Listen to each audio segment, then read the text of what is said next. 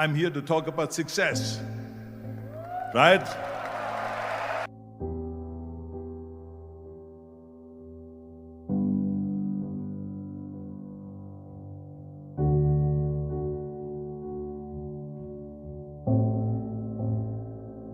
The first rule of success is to have a vision. You see, if you don't have a vision of where you go, and if you don't have a goal where you go, you drift around and you never end up anywhere. It's like you can have the best ship in the world, you can have the best airplane in the world. If the pilot or the captain doesn't know where to go, it would just drift around. It would not end up anywhere, or most likely in the wrong place. So I was very fortunate that I stumbled onto my vision. I mean, as you know, I was born in 1947 in Austria after the Second World War. And I didn't really like Austria when I grew up. I couldn't wait to get out of there.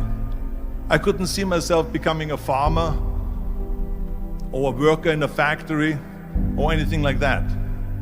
Even though my parents wanted me to stay there and have a normal life. My father wanted me to become a police officer like he was. My mother wanted me just to stay there and marry a girl with the name of Heidi, hopefully, and have a bunch of kids and run around like the Van Trapp family in The Sound of Music. But that was their vision, not mine. My vision was totally different. I felt that I was born for something special, for something unique, for something big. Do you know how great it felt that I knew where I was going? Imagine the majority of people don't know where they're going. When you have a goal, when you have a vision, everything becomes easy. Because remember that in America, for instance, when you study, you will see the percentage of people that like their jobs. 74% hate their job in America. Now, there is not much different when you come to Europe. The majority of people don't like what they're doing because they're really not doing it because they didn't have a goal and they followed this goal. They just aimlessly drift around, and then all of a sudden there's a job opening, so they get that job because you have to work. But then when you work, it's a chore. It's work. It's not fun. So if you think about, only a quarter of the people really enjoy what they're doing in life. That is unbelievable if you think about it. So I felt so blessed that I knew what I was doing. It's like a medical student that studies and knows he wants to become a doctor. You know where to go.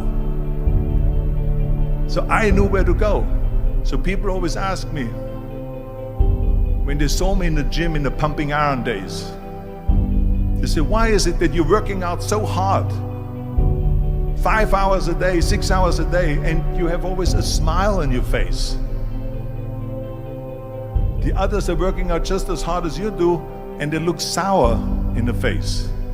Why is that? And I told people all the time, I said, because to me, I'm shooting for a goal. In front of me is the Mr. Universe title.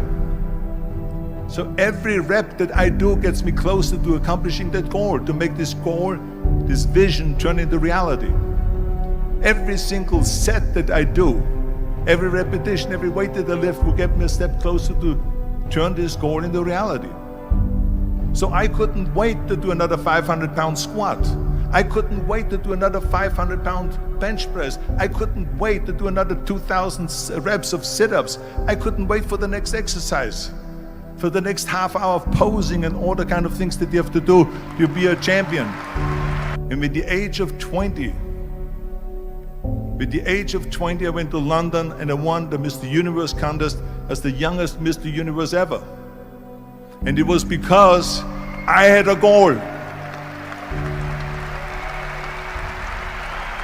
So let me tell you something, visualizing your goal and going after it makes it fun. You got to have a purpose no matter what you do in life. You got to have a purpose. So that's rule number one, have a vision. Rule number two is, don't listen to the naysayers. Don't listen to the naysayers.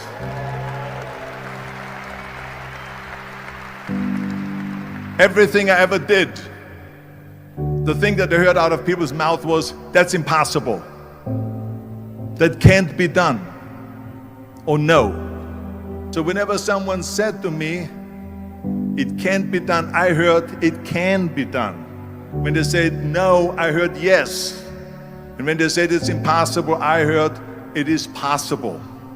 I'm a strong believer of what Nelson Mandela said, that everything is always impossible until someone does it. Well, I'm gonna be the one, I said to myself, I'm gonna do it and I'm gonna show it to them. Maybe it has never been done before. That's perfectly fine with me. But I'm gonna do it. And I did not listen to the naysayers. The next thing, the third point that I'm gonna make to you is, before we sit down with Jürgen and talk about the rest of the three, is work your ass off. There is no magic pill. There is no magic out there. You cannot get around. You have to work and work and work. And it drives me crazy when people say they don't have enough time to go to the gym for 45 minutes a day and work out. Or to do something for 45 minutes to an hour a day to improve. If it is physically improve or if it is mentally to improve. Imagine you read 1 hour a day about history. How much you will learn after 365 hours in 1 year. Think about if you study about the history of musicians, of composers, how much you would know. Imagine if you would work on a business, on some business that you want to develop every day for an hour. Imagine how further along you will go and get. So it drives me nuts because when people say we don't have the time, we have 24 hours a day. We sleep 6 hours a day, so that gives you still 18 hours. And there's someone shaking their head out here in front. They say probably, I don't sleep 6 hours, I sleep 8 hours, right? Or just sleep faster.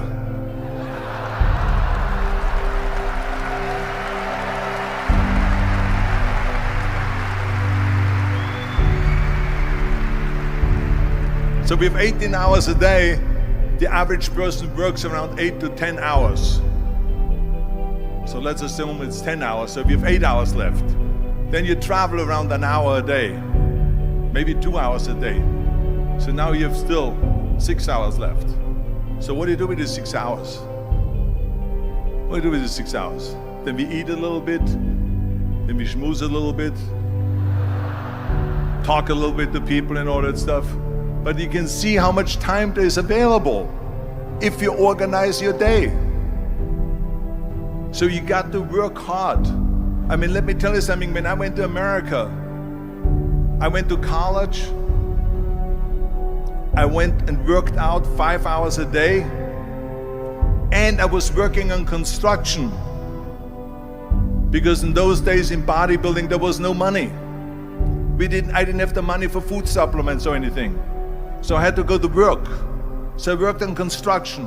I went to college. I worked out in the gym, and at night from 8 o'clock at night to 12 midnight, I went to acting class 4 times a week.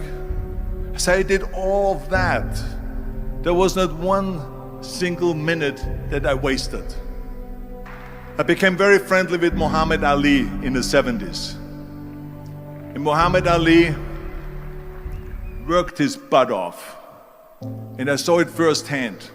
And I remember that there was a sports writer that was there in the gym when he was working out and he was doing sit-ups.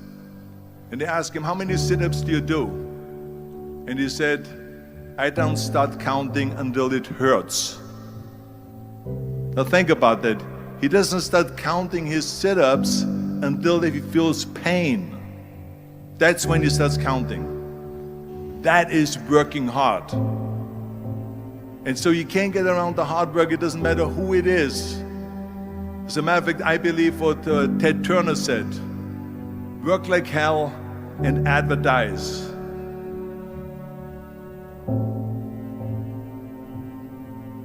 You get it?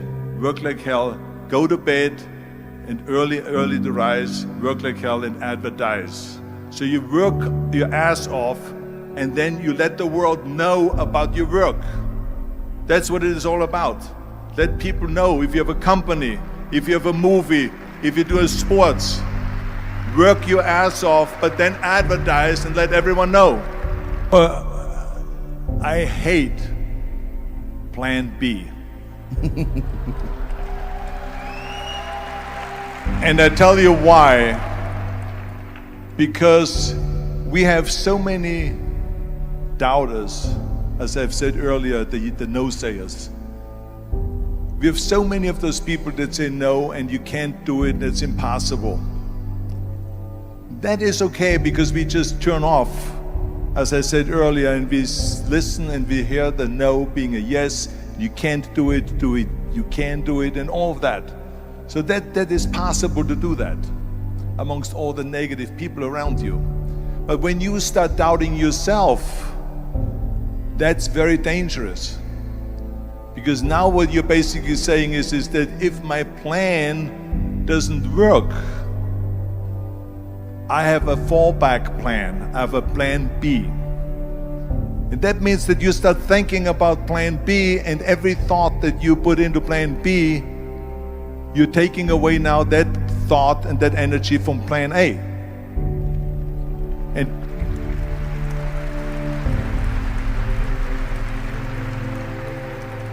And it's very important to understand that we function better if there is no safety net, because plan B becomes a safety net. It says that if I fail, then I fall and I get picked up and I have something else there that will protect me. And that's not good, because people perform better when there's no safety net. People perform better in sports and everything else if you don't have a plan B.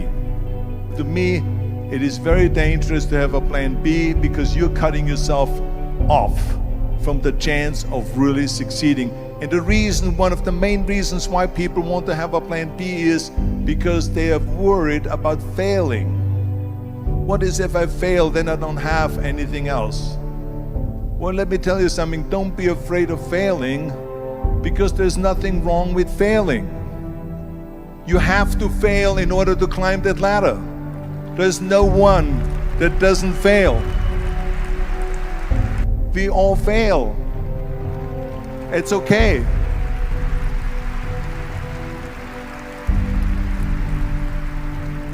What is not okay is that when you fail, you stay down. Whoever stays down is a loser.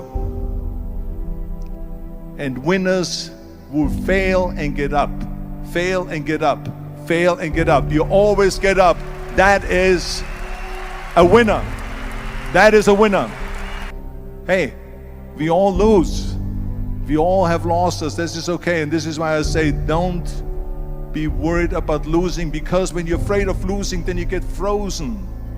You get stiff. You're not relaxed. You got to be, in order to perform well in anything, if it's in boxing or if it is on your job or with your thinking, is only happening when you relax. So relax. It's okay to fail. Let's just go all out and give it everything that you got. That's what it is all about. So don't be afraid to fail. This is one of my 6 rules to success. You can only feel complete as a person if you think about what can you do for your fellow member around you that maybe needs help. I felt like that everyone has a different motivation why you get into that. I was an immigrant going to America, and I saw how America was the most generous country in the world. I mean, they opened up their arms to me, they helped me, they invited me for Thanksgiving dinner. The people, they brought me, the bodybuilders in the gym brought me plates to my apartment because I had no plates, I had no silverware, I had no bedware, I had no pillows, I had no blanket, I had no TV, I had no radio, I had nothing. They brought it to my apartment. They helped me. And I saw that firsthand, this generosity in America. And I said to myself, as an immigrant that is being embraced with open arms, that I need to go and make sure that I give something back.